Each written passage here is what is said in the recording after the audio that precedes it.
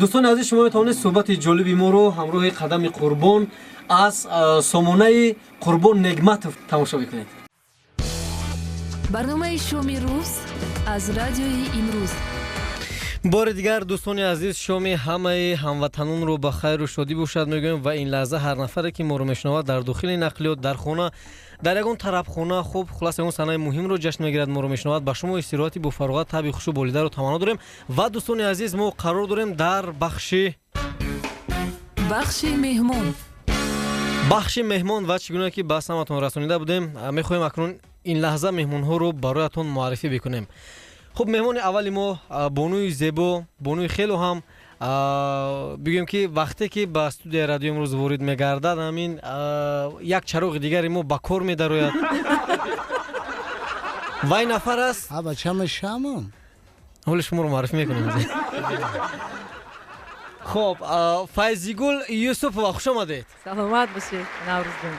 این کفکوبی ها با افتخار شما بود و مهمان دیگری ما که از خیلی هم ناحیه دوردست تشریف آوردن خوش آمدید میگم. این نفر رو از ولایت ختلان قدم قربان.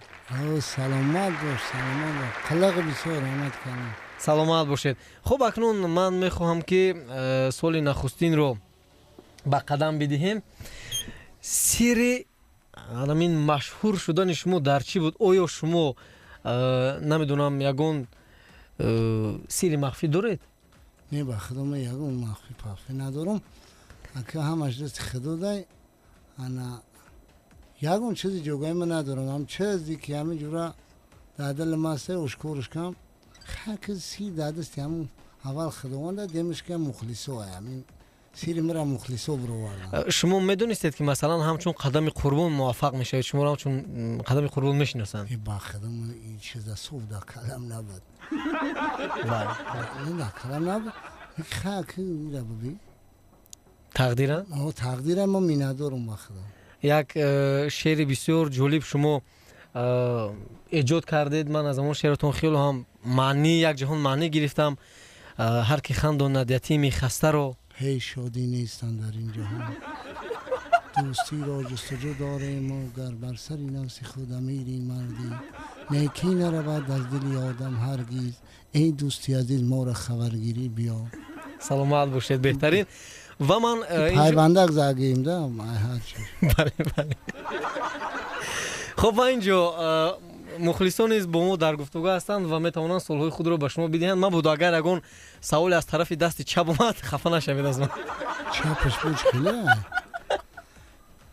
خب اولا میخواستیم نسبت به آن همین یک سخن میگفتید که همین سخن از کجا به فکر شما اومد؟ آماده جگرخون نباش، ناراحت نباش.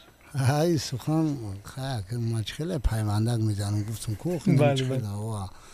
این برای انا دقت مردم جلب کردن است. هموشم یک پیرای روسته ممنونم جگرخون نباش. بله بله. همین فارسی زبان خنونه یک اونجوری بسیار استفاده میکردم. آماده؟ جگرخون نباش. خیلی ممنونم. بله. حرف ندارم بزنم. سلامت باشید. خب اپای فایزگل، شما میگفتید که از کجا با قدم قربان همراه شدید و به استودیو ما وارد شدید شما؟ همسیف من. سلامت باشید. بله. باور کنید قدم جان یک شخصیتی هستن که اولا در دل کینه ندارن. بله. سلامت باش. شخصی عادی هستن، شخصی مهربان هستن و شخصیتی هستن که خیلی هنرمند با هر طرزی که تواند در دل مردم اساس جای گیرد. بله. برای همین امروز تمام مخلصان قدم جان بسیار هم دوستش می‌دارن. ما نیز همچون دوستش می‌داریم اهل عائله. سلامت باش. و وقتی که باور کنید من کمتر زیق میشوم در دل کمتر میشود که این خیلی روزا بله. اول تلفن رو گرفته با قدم زنگ میزنم تا که یک کمی هم باشد لحظه هم باشد برای من یک سخنهای گپ میزنن که با قدم هیچ وقت زیق نمیشوید. بله. نوشیده نیست. خب و قدم هم به شما یک سوال دارم. اگر رفتو مثلا من بارها مشاهده کردم که از جانب همکسبانتون شما رو ایراد میگیرن که مثلا این صنعتی تاجیکی رو پست میزنه در دیگر جایی که این خیلی شما نسبت به همون نفرانی که شما رو تنقید میکنن یا که یگان سخنهای دیگر میگن چی گفتنی هستید؟ ما بله ما جورا میشه ملاده است میگه که تنقید میوه کمونیسم بله اکو تو چند قایک مرا تنقید کنه من بو هم قانونست میام بله اکو برای همون میگن که مسلمانه مو که بخیل نباشه تصب کور باشه بله بله جورای مو باشه اکو مو یگون میده زیغ نمیشه مرا کمی پاس میزنه و چی میکنه ما هم جوده خدمت رفتن میگیرم. بله شعار شما در زندگی چی است؟ شعار ما در زندگی همین خیلی که میفورم همه وقت خوشبخت باشه همه و خدمت خوشبخت باشم. بله انا در همین مملکت تاجیکستان جانان ما همه وقت همتری سرسبز باشه و بله باشه و خلقش همتری پانی چی باشه در خرسان باشه به ما در خدمت هم بنده در خدمت های سلام باشید. خب یک زنگ تلفنی قبول بکنیم. آقا چی بنام میکنی؟ سلام علیکم. علیکم السلام. شام بخیر نوروز جان. شام شما نیز بخیر باشه. مهمان شما رو خوش آمدید میگن. سلامت باش. همین خونه ما در مهمان نوروز جان برای مهمانو همین مهمان شما در ما یک تکلیف دارم که همون سرودی پروینه ککد میارم میگه چی میگن هم مهمانو تکلیف کردن. بله. خب و از درخواست ها چهار مصرعی ما طریق همون اسبابی که در نزد شماست اجرا میکنیم فقط چهار مصرعی از پیشنهاد ها. خب دوستان عزیز این لحظه همون سرودی به قول دیگر قندت آوردم نشنویم. اگر هم قدرمون بدونه قند ابون نبودش میارم. بله مرحبا. بعد قد باشه.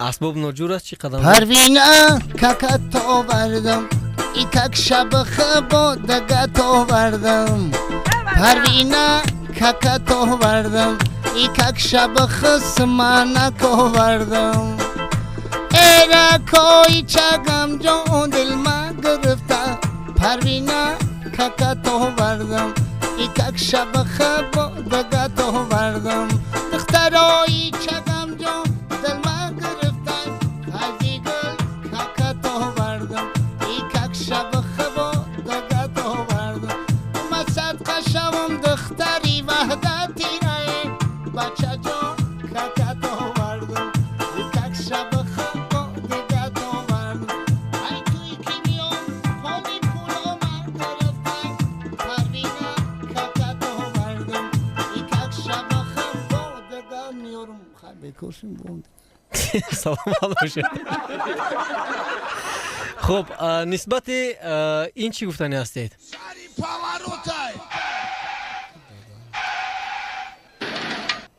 همین چی هست این سری پاورات؟ سری پاورات اکه میرم ما با خاطر کم که نه شوفیرو که رای دور میروان کو بله برای همون کم که یک شهر پاو دنته خوشون میبرم کستم بودگه همونجا من خبر میتیم سری پاورات احتیاط که را میون عبر نکرید بله همین که با خیلی مردم نجات میتیم با هم برای شوفیرو هم سلام باشید. خب و من با شما یک سوال دیگر دارم که شما از سن چند سالگی به این صنعت رو وردید؟ من جورا صنف 6 بدم. بله انا راست بود برای اینکه من طریق ویدیو از اون اجتماعی دیدم صنف 6 گفته بودید این درست معلومات درست این مردگمو چین بوستون بدم ای فایدگل گفتم ما چی معلومات انا چینو جورا مو طلبه بدیم بوستون بود همونجا در جورای موشی رفتیم چین اگر اکردون نمیتونستی چی که نمیتونستی و فیزیک نمیتونستی بله انا او چین همه خونش سختی بود که فقط طلبه باید موسیقی می نواخت دمره بدو قجق بدو اکردون بدو چیزی که نبود بله باید که در صنعت طلبه می نواخت خیلی اوفیزای هایدوکی باید موسیقی را نمی نواخت بله انا من جورای مو بشه همونجا در که بارومات کم بعد بارومات کردن گرفتم بله دیگر عادت کردید خیلی عادت کردم بچه ما هم در دوست می‌دارم بله بله برای همون میگم مرتب بگینه صنعت رو شما اکردیون ما آنها بله خب اگر شما رو خواهش بکنند که قدم جان چور مصرع 6 مقام سرای چگونه مثل شما چی با نمیسال معلومات تو همجا دادو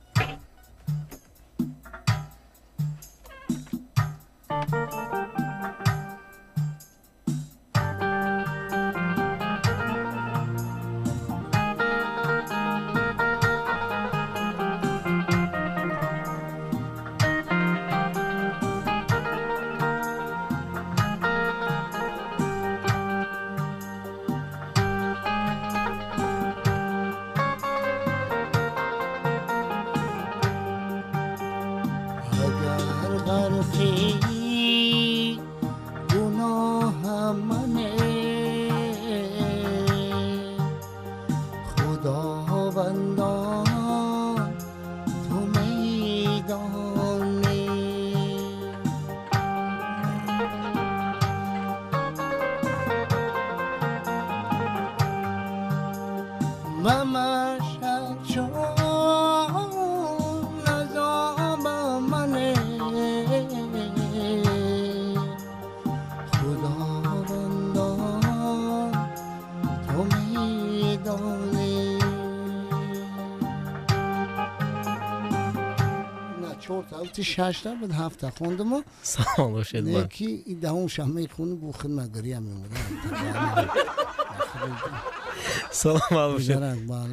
خب و شما مثلا طوری که ما میدونیم به نزدیکی شما با فدراسیون روسیه رفتید و در آنجا همین سخن بود یا اینکه من از نزد خودم میگم با فکر شما با فکر من شما همین سخن رو گفتید که در نزد خلق دوستان عزیز ما رو اینجا مهر شما و کیسه خالی آورد.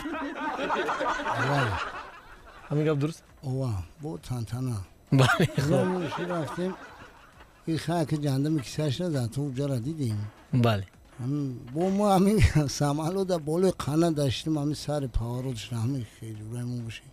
شوفی را گفتم که بچه گو مشکل دیتری نه که همین خیلی بیزی بکن همین سر پاها رو شد گفتم مودی همینجا چپا میکنن. نیکی همین دیداری همین دوستو که بود توجیکو رفتیم رویمون باشیم خیلی کم بد بیش بد که گفتی که اپو جوی شیطان مونه نفتن 14 روز چخ فرگشتیم و میم. خب خلق مهمون نواز هستن نه اونجا؟ اوه دیگه نمیدون نمی چیزی که در خونه نیسته و میگیرن میارن پیشه. خب و من میخواستم بفهمم که همراه شما من فکر میکنم یک نفر او فرزندتون است یا اینکه شاگردتون؟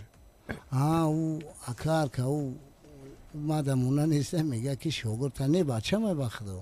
بله.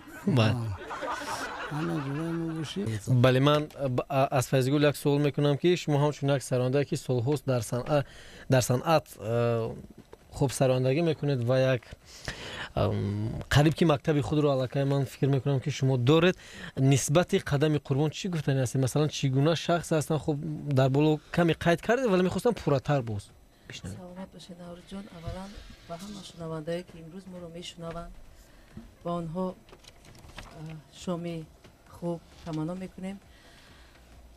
باور کنید نور جان هنرمند یک طریق نیست. باور کنید اگر میگن که اول دلی کودک رو یاب بعد دلی کمپیرکوی کوچه رو یاب بعد هنرمندی اصیل شدن از همین چیز آغاز می‌یابد. باور کنید اگر من در بسیار جا با قدم قربان یک جویا وا خوردیم در معرکه ها وقتی که قدم سرود می‌سراید تمام مردم همون معرکه دیگرگون می‌شود. همون جایی که مردم ایستادگی بودن از همون جا دیگر جا می‌روند. قدم قربان من مثال در نزد من شده است ولی البوم پورا ندارد. یعنی سرودی انیقی که مثال برای مخلص پیشکش کند و یعنی طریق افیر پخش شود نه و میگویند که دل یاب خان خورلی که امروز قدم قربان یکی از مشهورترین هنرمند است. من هم دوستش میدارم احترام دارم به این برادر عزیز و تمنا میکنم که در آینده اگر باشد اگر بسیار با سرودایی که مضمونای پورترین قدم قربان میتواند برای که بای هست. بله. و این سرود از کجا پیدا شد قدم؟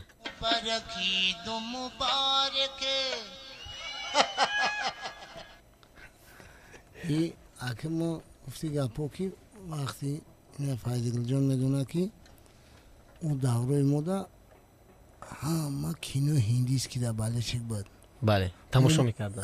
اون قشلق ما دمی اومد یا پرده را پشتی دیول دمی چکیدن جورای ما باشی یا تکای فاتیر تای کاش مونده جورا میراتیم هندیست که تماشا میکرد. برای که بابای ما سیر گذاشته اگه دویم در پشتش یا فاتیر بسته خوب میکرد. بله. آره همون جورای ما باشی همون فقط هندیست که تماشا میکیم دیگه همون هندیست که دادل بودیم دیگه هم. خب اینجا یک زنگ تلفنی است میشنوی 79 70. بله. الو. بله. سلام حضور شما برادر عزیز. سلام باشید. سلام دیگر با مهمانان شما. نشنشون. آمد شما بخیر باشید برادر. سلام باشید. من با پای فیضگل یک درخواست دارم و یک خواهش. مرحبا. میکنم که کم هم باشد سرود دارد با نام غریبته. بله. اگر باشد درباره همین کمی صحبت میکردم و میخواهم سرود یگان سرود یگان سرودش رو پخش بکنیم. سلامت باشید حتما. مرحبا. تشکر زیاد خواهر عزیز. شما هم بخیر شادی باشد. این سرود غریبی یعنی که پیشنهادی همون پسرکی که در همونجا همراه من همچون فرزند در سرود رو یک جویا آماده ساختیم و این آهنگ و سرود رو سیراج جان یکی از هنرمندایی که بسیار هم موفق است پیشنهاد کردن و خسرو جان هم نیست بسیار خوب سراییدن و پیشنهاد کردن. دیدم که بسیار هم سروده که به دل مادران نزدیک است. بله. بعد برای همین ما همین سرود رو پیشکش مردم کردیم. بله و اینجا 382 گفته است که سلام اکای نوروز شما میمودگی بخیر. یک سوال به مهمون شما قدم قربان از کجا هستند و چون مثل سرودی مادر خوانند؟ ای کجا هستم؟ بله. قدم شما هستیدن اپای فیضگل شما قدم ما شهر کلم ناحیه شمس‌الدین شاهین شعباد. بعد مادر بگم ها؟ بله. هم قصه بله خیلی ندارم. مرحبا.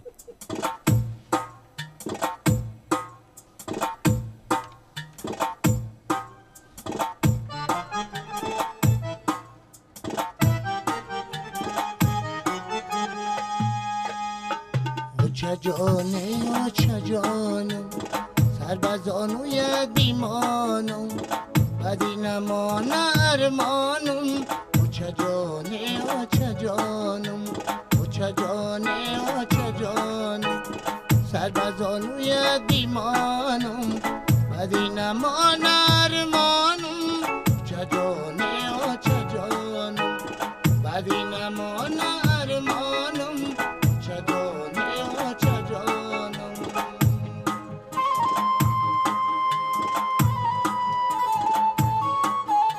سلامت باشید. بهترین اینجا یک سوال دیگر اومده است. 1994 میگوید که میگن اکنون مردم میگوید من میگویند که با تپانچه 5000 سومونی میرفتید اگر به تپانچه 2000 سومونی راست است؟ خیلی آدم شوخ خیلی هم پریکولش میکنن خیلی بله. خیلی چیزی میگن قبول داریم میراست است نه؟ نه که بود خیلی هم تعریف گفتن ما در پیچوندنش خیلی هم کمش هم میگیرید. بله. خب من میخواستم که از همین اسبابتون چگونه شما اون صدا رو یعنی یک جای جمع کردید که همین در هر یک شعر نمیدونم یک صدای آلوده از اتومبیل باشد که از تپانچه باشد از یراق از تمام چیز از همه چیز است کنیم تپانچه یک صداش برورید. اوز بو خدشه автомат قش کردیم تپانچه قطعی نشه بعد автоматیست. سلام باشید. خب دوستان عزیز اینجا بیاد میشنویم یک سرود از فیضگل یوسف و دوباره برمیگردیم به سود و صحبت رو در بازم ادامه میدیم. من باور دارم که صحبت جلبی خواهیم داشت. برنامه شومی روز از رادیوی امروز. دوستان من ادامه دارد برنامه شومی روز روی موج 107.4 FM در بخش مهمون. خب بیاید بازم پیامک‌ها نظر میکنیم. 26 گفته است که سلام شما بخیر پای فیضگل. همون سالهای قبلا که چند سال دارم است من فکر میکنم که الکی فکر میکنم که پای بردن میدونن 16. بله 16. سلام علیکم اکای نوروز من اپای مهربانم فیضگل رو خوش آمدید میگم این 7242 چه رقم آخر تلفن امروز بس یک سرود مادر زمزمه کند. تشکر زیاد. تمام هستی جانم به دل امید و ارمانم صفا بخشنده ای جانم توی مادر صفا بخشنده ای جانم توی مادر البته مادر. بله بهترین. خب چه رقم آخر تلفن همراه 81784 گفته است که سلام علیکم به هر دوی مهمانان برنامه شما و من از هر دوش یک سوال دارم که باری عاشق شدند. شده چرا نه در دوره سن 18 سالگی هم عاشق میشه. من همون عین عشقش همون سینه. شما عاشق شدید یا اینکه نه؟ قدم شما عاشق میدونید چی است؟ من مرا قطعی میچکنه میگرش که مالا بوی کس نمیگرم. خب اینجا 61 24 گفته است سیاه که گفته چکنه میگرست که چرا شما سبز نرنگ هستید و پسرتون سفید؟ آخه برای خیلی او قشلوق مداوم نیسته بله. چای میخوریم هم میخوریم. خب 61 24 گفته است که سلام به شما نوروز جان، خواهش من از قدم همین است که 4 مصرع سرود اپای فیضگل رو زمزمه کند. مرحبا. اما را پیشکی نمیدونیم. کدام سرود داشتم میخونید شما؟ بخون بچه را بخونو که دختان نه نوز ای دختری نه نوز.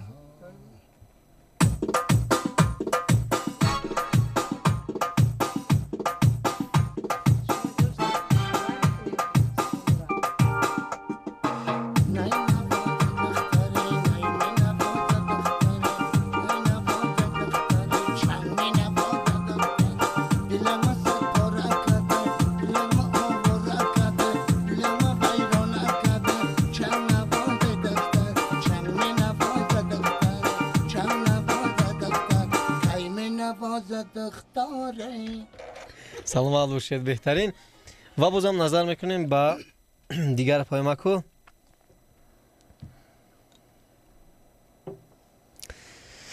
خب گفته اپای فیضگل از شما یک خواهش داریم.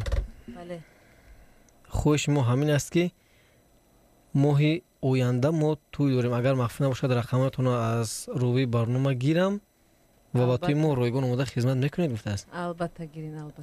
31 38 سلام آقای نوروز، مهمون شما رو خوش آمدید میگوییم. زنده باشد، خیلی خنداندن. سرایا مخلص اپای فیضگل، اوضاعش خسته نباشد. تشکر زیاد سرایا جان. خب من فکر میکنم که اپای فیضگل کمی سراسیمتر هستن و سوال رو به نفر بدهیم. بازم به مهمونی دعوتشون کردن. 70 71 گفته است که سلام امرو به مهمونان شما میرسونم و به فیضگل یک سوال دارم. فیضگل در زندگی کدام لحظه بود که مشکل ترین بود برایش؟ سلامت باشید. لحظه های مشکل ترین این از دست دادن مادری عزیز و از دست دادن جگربندی خویش که فرزندی اپام رو من کلان کردم. 25 سال داشتم و او رو از دست دادم. پدری مهربانم رو از دست دادم. همین و لحظه های مشکل ترین حیاتی من همین بود. بله، یعنی برای شما. بله. و 23 45 گفته است که سلام اکا جون، سلام دیگر با دوستم گلبرگ نوروز. شما زیبی رادیو، سلامت باشید زیبی رادیو گفته است. تشکر زیاد. 48 57 سلام برادر نوروز، یک شنونده دومی شما جمعه خون هستم. از خواهش دارم امان سرودی یک سرود درخواست کردن و من از شما باز یک خواهش دیگر کردن که 4 مصرع سرود زمزمه کنن. اما من فکر میکنم که اگر امان سرودی عاشقم میگویی و از من نمیگیری خبر میشد، بسیار خوب میشد. سلامت باشید. برای اینکه نوروز جان این سرود رو دوست می‌دارد. بله. خود نوروز جان دوست می‌دارد اول، بعداً بعد فکر می‌کنم مخلصان. سلامت باشید. عاشقم میگویی و عاشقم میگویی و از من نمیگیری خبر، وعده های خامی تو کرده مرا خونی جگر، وعده های خامی تو کرده مرا خونی جگر. اناکنون از قدم خواهش میکنیم که سرودی السلام علیکم 4 مصرع مرحمت. همه تو میتن در سر ما میزنه. مرحمت.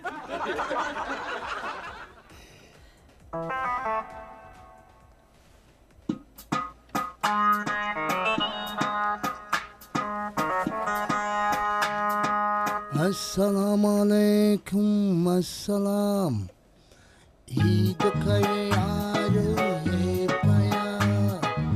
السلام علیکم السلام عید یارو پیا. مبارک عید مبارک مبارک عید مبارک مبارک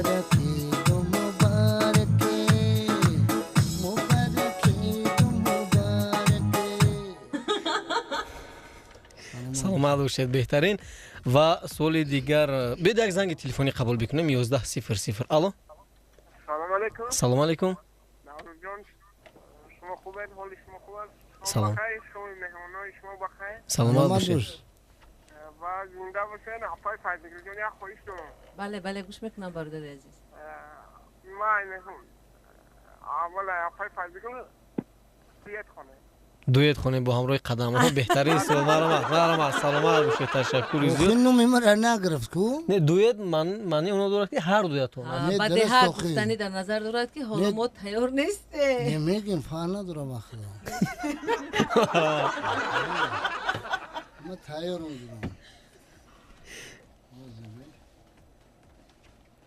یا دقیقه همونجورا وقتمون نگیریم. خب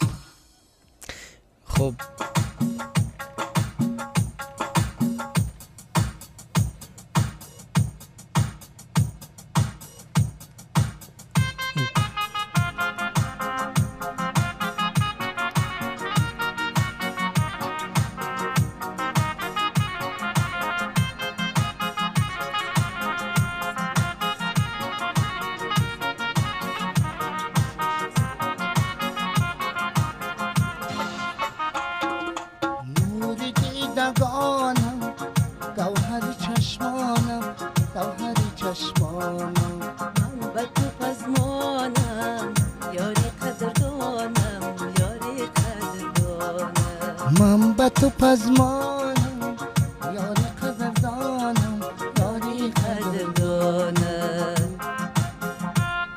بهترین سلامت باشید و من فکر میکنم که این از عهده شش مقام همین از عهده شش مقام هر نفر سرمایه که برایت اون تمامی ژانرها رو من فکر میکنم که وقتی که میگوین که انسان رو در سفر میشناسی بله و انسان رو در دوستی قوی میشناسی، قدم جان با همین راهی که با دل مردم خود رو جای کرده است، نه بسیار سرودهای با منطق، سرودهایی که از شاعران کلاسیک و سرودهایی که من بسیار با قدم جان شیشتیم در یک محفل، بسیار یعنی چی گویم رپرتوار بای دارد.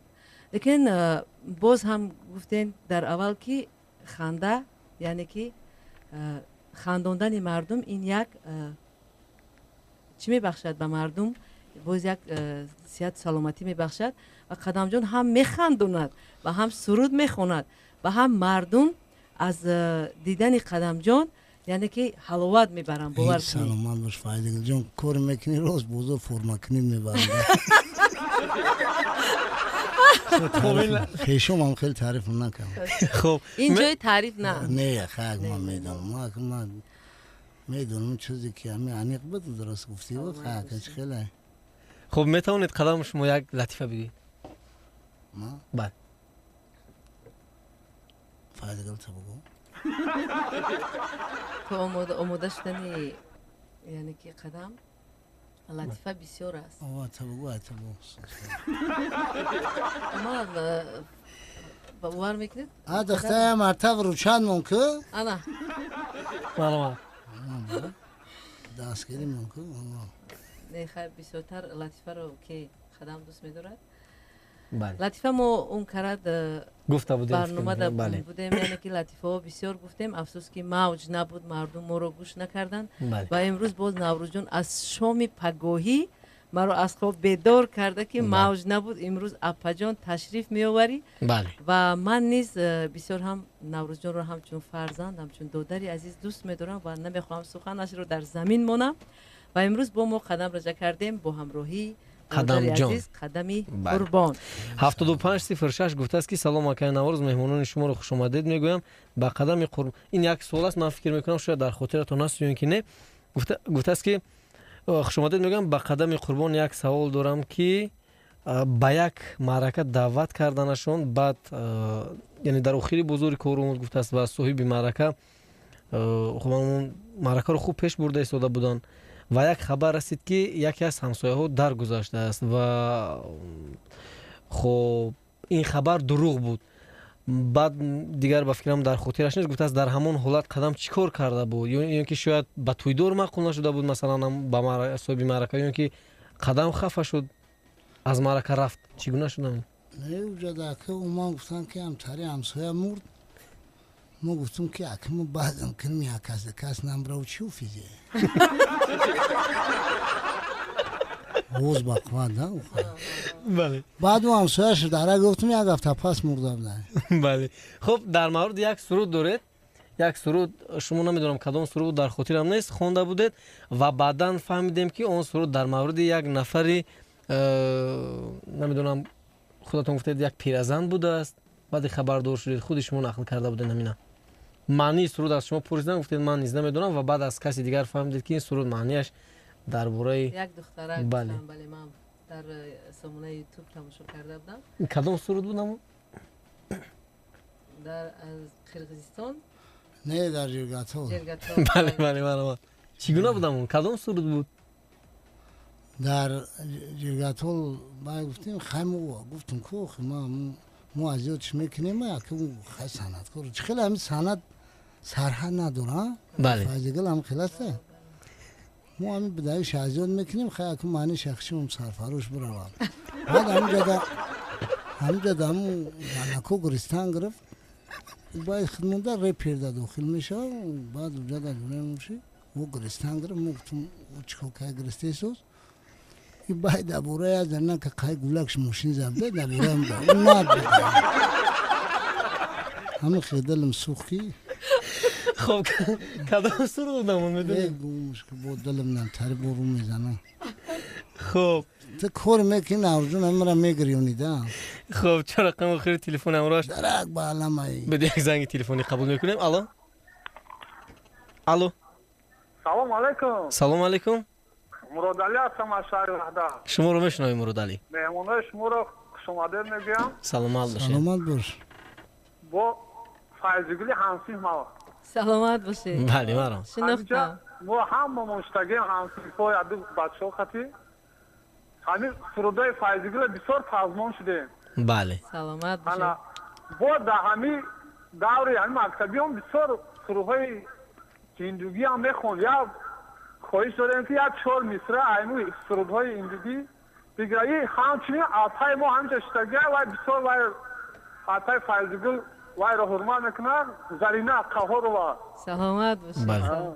وای هم سلام گرم جوشان خود را رسونده استاده است. سلامت باشید. وای هم خواهش کرد که همین دوره مکتبی بسیار در بوستانا که ما یکم جورا میگریسیم از خاطر فایزگل بله یک 4 مصرع همون سرودای هندی همیا بسیار چقدر سلامت. درخواست کردن. سلام باشید مرام. بار دیگر همسیفای عزیزم یک روحیت میبخشد وقتی که همسیف بله دوره هایی که مکتبی به یاد میرسد. تشکر زیاد مراد جان به همه همسیفانم بازم سلام گرم و جوشان میرسونم. من با همراهی برادرم بختیار جان سرودای هندی میسرودم. مرحمت. رهو گرمی تو دل دوبی جو بهر تو یه جیوگی جگر جاو یه دردی کو تجھے سوچو تجھے تاندو نہ بندیا میں نہ پایل میں نہ مہندی میں نہ کاجل میں نہ ہنسنے میں نہ رونے میں نہ جگنے میں نہ سونے میں تیرے بن تیرے بن تیرے بن تیرے بن یہ دل کہیں نہیں لگتا نہیں لگتا نہیں نہیں نہیں لگتا نہیں لگتا نہیں لگتا نہیں نہیں نہیں لگتا دل دل دل دل دل نہیں لگتا نہیں لگتا نہیں نہیں نہیں لگتا. قدم قربان چی گفتن این به زبان تاجیکی اگر ترجمه کنه؟ این اخیرا من ترجمه کنم بیدرک بالام بود مراد نام هم سیمتونم زور سیمتونم ما گلم من یک حادثه را نقل میکنم. وقتی که مراد جان شما لطیفه گفتید این همچون لطیفه شده بود. در صنف هشتم میخوندیم. مراد جان سردار صنف ما بودند. بعد مراد جان از پیش میشتن. ما که کم کم اونقدر فنو را نغز نمیدونستیم قفوتر میشتیم.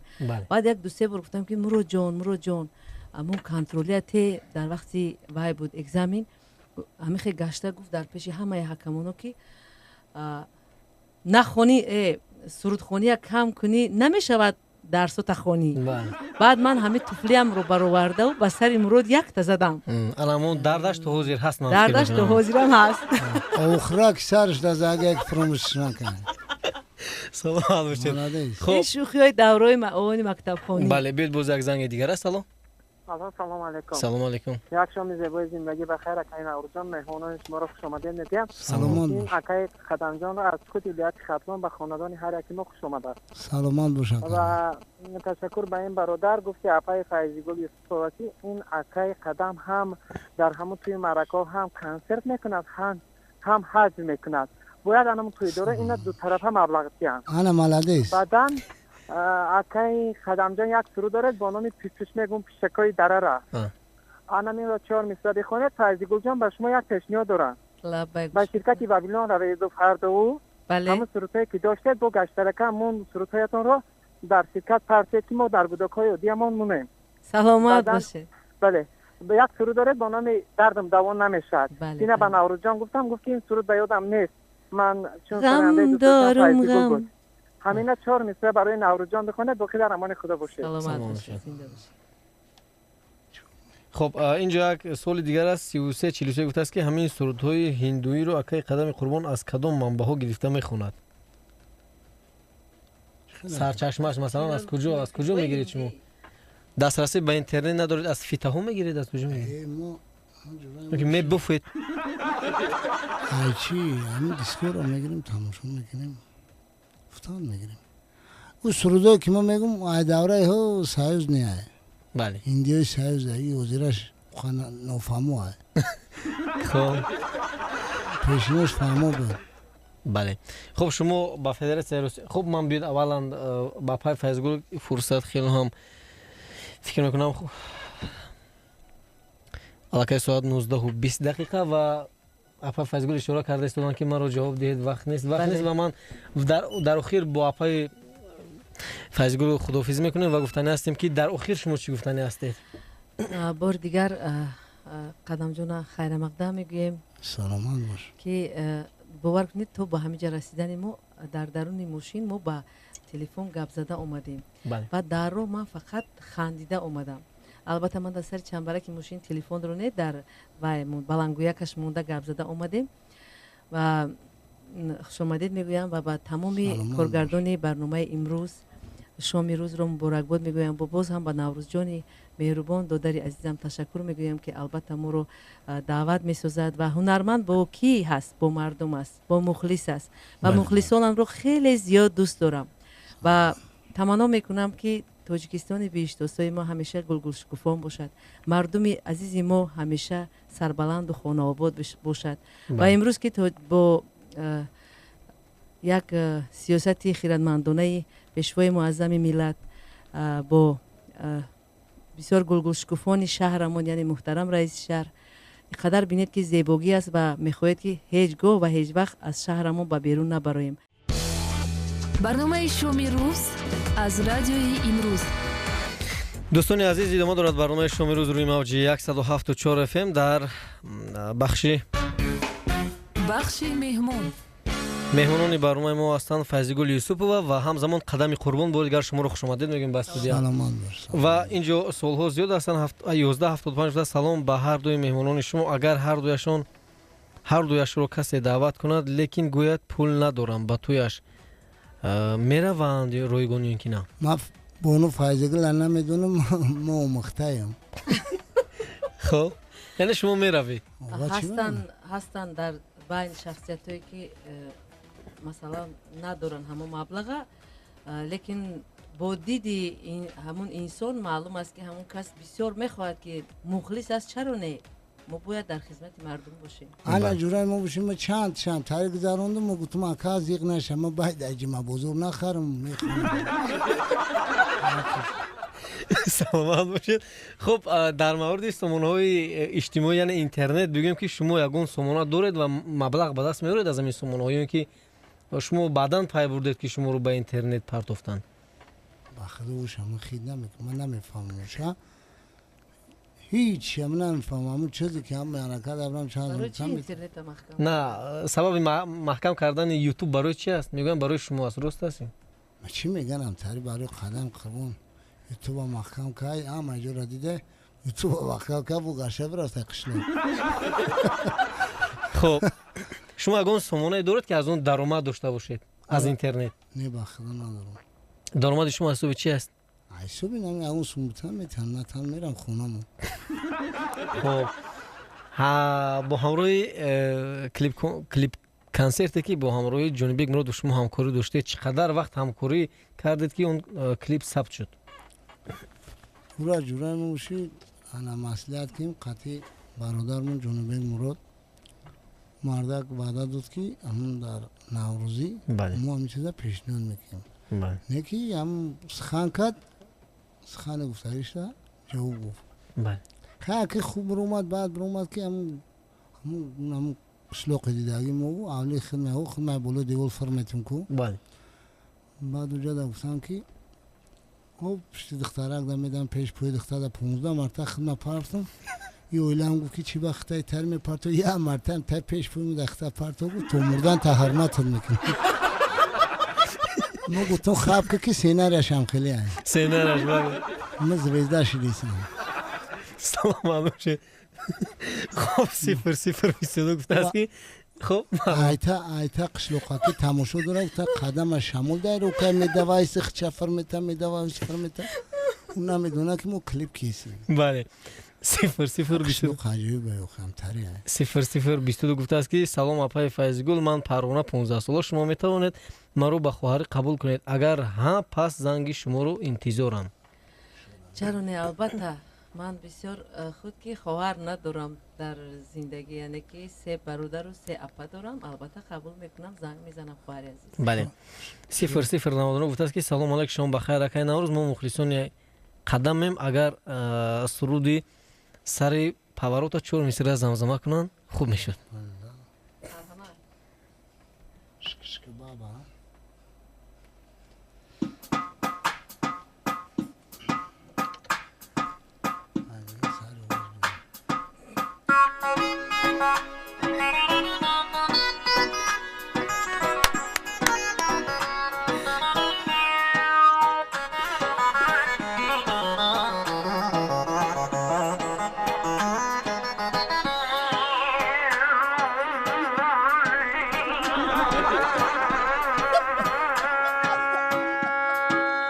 شك بابا شك بابا بابا شك شك بابا لك لك وينا لك لك وينا وينا لك لك وينا لك لك وينا لك لك وين وينا لك لك ساري بابا روتا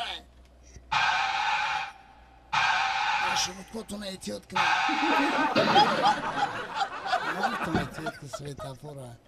سلام علیکم شکر بهترین و اینجا رکلام است بعد از رکلام دوباره برمیگردیم به استودیو. برنامه شومی روز از رادیوی امروز. دوستان عزیز ادامه دارد برنامه شومی روز روی موج 107.4 اف ام درست میشیم قرار داریم در بخش مهمون و مهمون برنامه ما هستند قدم قربان. با دیگر شما رو خوش آمدید میگیم. سلامات باش. و اکنون اپای فیضگل رو رخصتی دادیم رفتن. خب اینجا من میخوام که از شما با سوال کنم که خب شما میدونستید که مثلا نوارهای شما در سامانه‌های اجتماعی پخش شدن و شما رو علاقه مردم میشناسن؟ همین چیزا رو شما میدونستید؟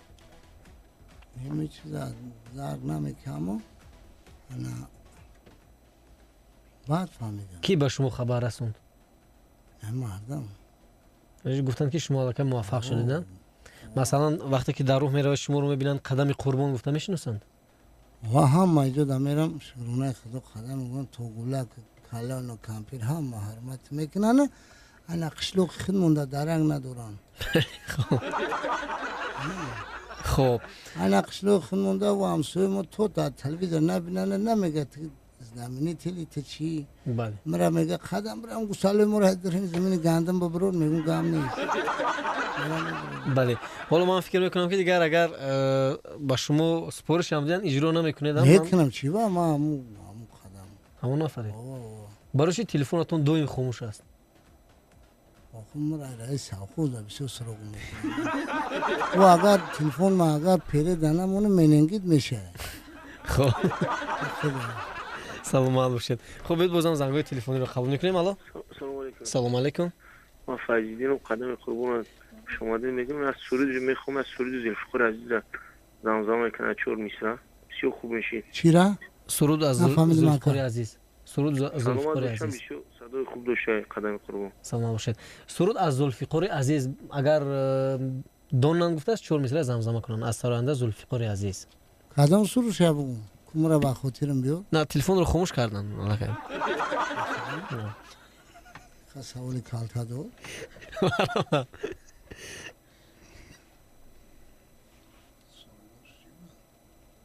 عجیب است زندگی یاران در این دنیای پر ارمان. این خلاصش میگن است کسی مردن نمیخواد. بله. خیلی همه شب گفتیم. فرم شهر نیست. بود دیگه شب. بله. خب دیگر زنگ رو قبول میکنیم. الله. سلام علیکم. کدوم واسه همین ما که هم مالک مخلصای همین اکای قربان بشن. خب. میگم ای اکای قربانم سورا میشه میگه که من این چه کسی گوش کردم و بعدی کار میگه زندان درام برام. یا سورا شما این سوما خودم تو خانه اونم چی زندان درام دا. بله. نه این سال جورای ما باشه سال مای برونگاری شکرونه خدا شروع شده اگه گندمون عجیبه شده. اگر کرمانجان باشی، کامل باشی، زنده باشی. ما جورای ما باشی اول دراو دا دعوت میکنم بار ما درست میشه فهمیدی؟ معلومه ترام دوست میگیرم جورای هم تو آخرام میستی. بعد دایکشم اعتماد میگیریم. سلامت باشید. نون دقیقونی شیرین. سلامت باشید. خب یک سرود دارید قند آوردم است چی است؟ گفتمش کوزی کاکا. بله میتوانید امون یک چور مثل زمزمه. گفتمش زمزمه کنید طریق است بود. روزی گفتم امورا بود خوش میکنه. اینجا بخشش گفته است دو سرود ای مرتبه ای از سرود داده مرتبه بخونی جایز نیست. 1474 گفته است که سلام به همه شمایان از قدم قربان خواهش میکنم چور مثل سرودی فلکی زمزمه کنند. این رو میبخشم به سهراب فلکی.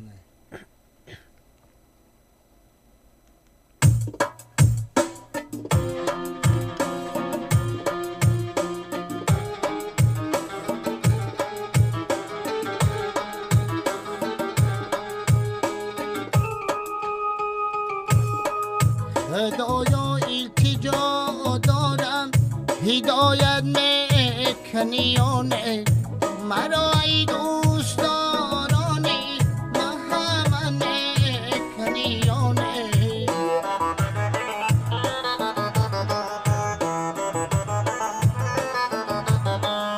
بروزی مادران ایتیب لکی شیرخواه ای بگردن بروزی مادران ایتیب لکی شیرخواه ای بگردن در آن روزی سیه ما را شفاعت میکنیانه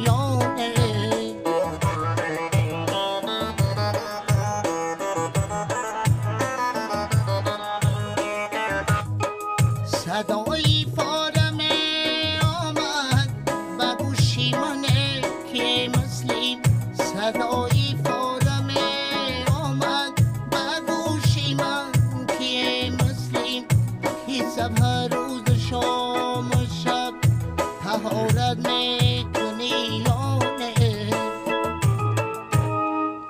سلامت باشید. بهترین و نسبت سخن‌ها اینجا زیاد است و همین سرود خب نسبت همین سرود شما چی گفتن هستید؟ متنی که بود این راست گپ با یاردم برادرم انا این آهنگ برادر جونی ما انا شرف جون شکری انا آماده کردن. بله. انا سروش بالای قیام آهنگ ایلام جون شیرین. بله. آهنگ ساز شرفدین شکری سرودش ایلام جون شیرین. انا گرفت قدم قربان گرفت پاویدلوش کرد. شروع میشه میگرفتم پاویدی جادیش خب اکنون زنگ دیگه. سلام علیکم. سلام علیکم. من ابرالدین هستم. شام شما رو بخیر میگم. سلام علیکم. رادتون بلند است پستر من بکنید. یک خواهش داشتم از خدمت قربان که همین سرود دختری وانده ما میخوندن ما جای یک گروه نوبینان نشستگی هستیم راحت میکردیم. سلامت باشید. غم نیست. میگن شما یک شروع ایمو بسر دویدن. بله. ما خانه مخلصا را انا علاج میکنیم کوشش میکنیم که دل مخلص همون نرنجونیم مایدس منوماگیره پیشنهاد کنیم. بله. خیلی ما ایسوسه کم کم شوخی میکنیم برای مرکمون گرم شیدن چخیله. ما خیلی مدام سیاه که هستیم تاسپون بلنده برای همون دورا برای شوخی میکنیم که مرکمون تای جالب دقت بگذارن نموشه که بله. گم نیست. صورت برای شما فقط 4 میسره خوب.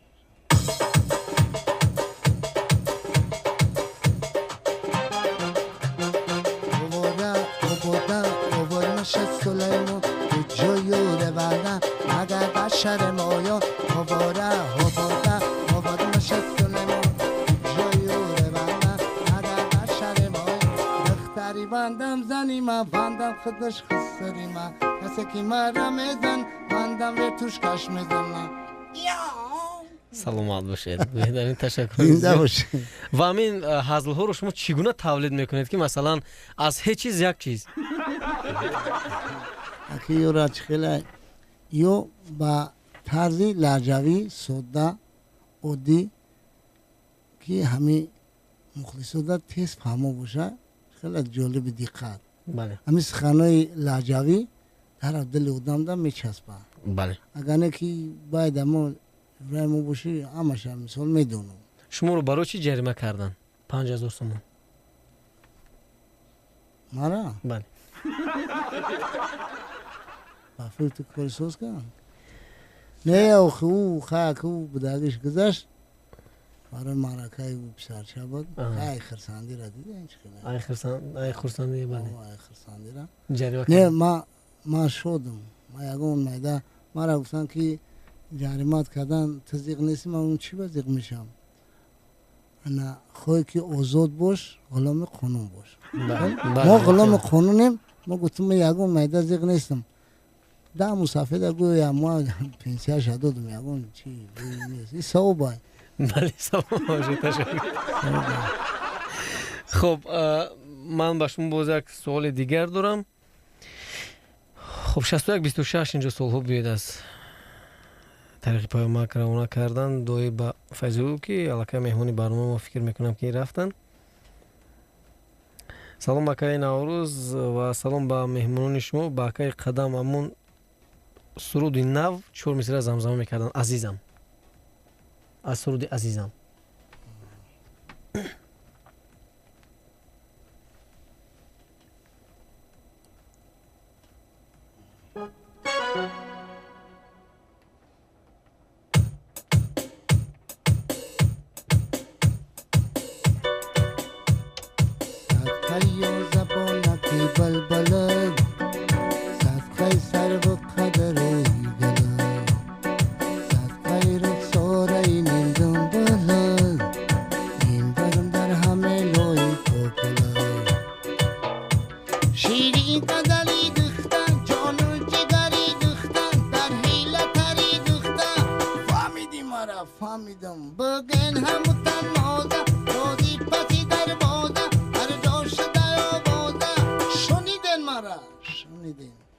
سلامت باشید.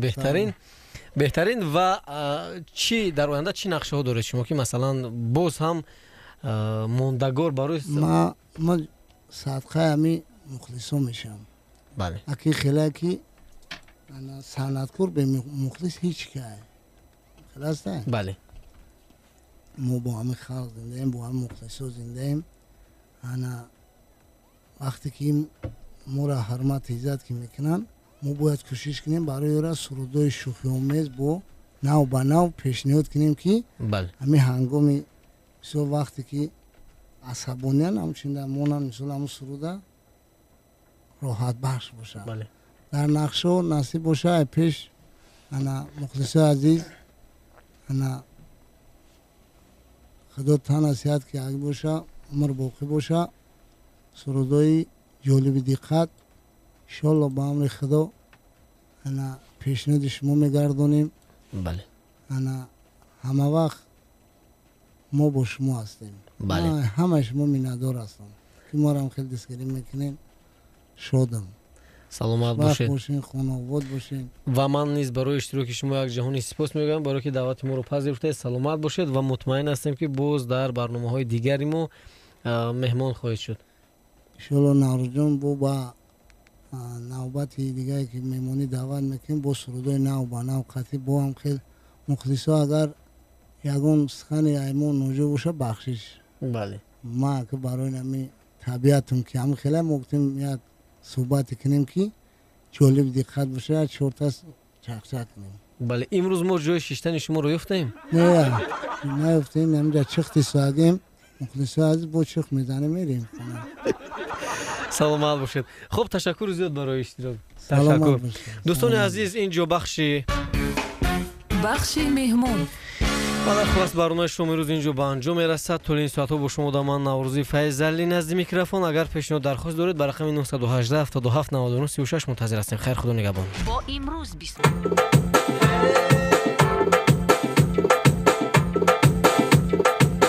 بعدش خیلی بود بازارت برم نه بیا رفتیم زفت کرد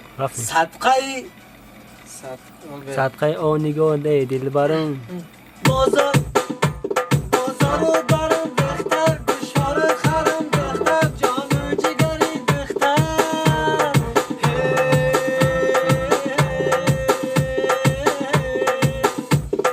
هی گل بلبل آمد اصلی بهار ایار دل داره بگیرم در کنار اکای قدم بیا موزیکا بناود ما بخونم.